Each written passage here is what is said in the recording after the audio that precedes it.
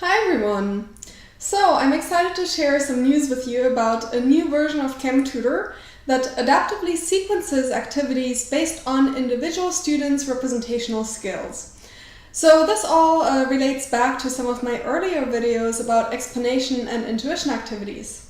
If you recall, some of our basic activities involve only one visual so that students can build up an initial understanding of how just one given visual shows domain relevant concepts. And then we have two types of activities that support students in translating among visuals.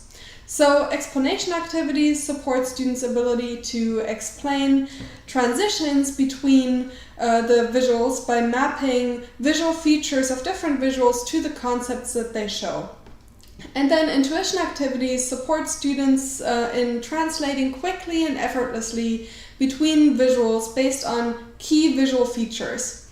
And I'll add pointers to the videos where I describe each of these activities in more detail.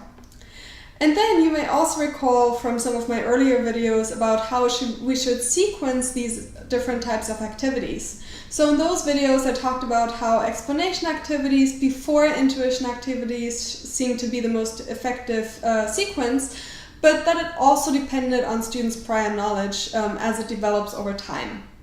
So over the past semester, my student Miranda and I wrapped up a study that looked in more detail at which activities were effective when used during a 10-week instructional sequence.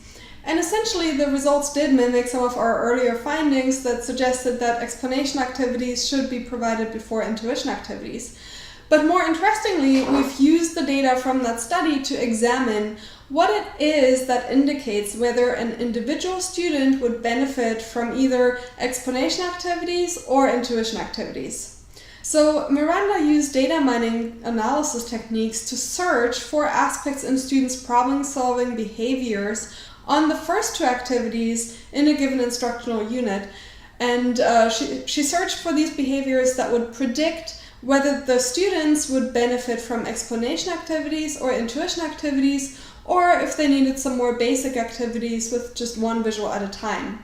So for example, we found that if students make mistakes on certain steps, then they seem to need more of the basic activities with just one visual. But if they got those steps right, then they seem to be ready to move on to the explanation activities. And we have similar rules that seem to indicate when a student might be ready for the intuition activities. And then my programmer Edward implemented rules like these into an adaptive version of Chem Tutor.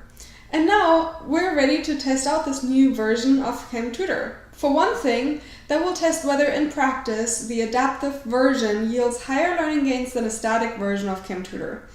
But also, this will give us new theoretical insights into what it is about students' prior knowledge that determines what type of support for representational skills they need. And it seems from Miranda's analyses that what matters is whether students understand how visuals depict very specific key concepts. And if that holds true in practice, we're also a step further to developing a better theoretical understanding of when visuals can help or potentially confuse students.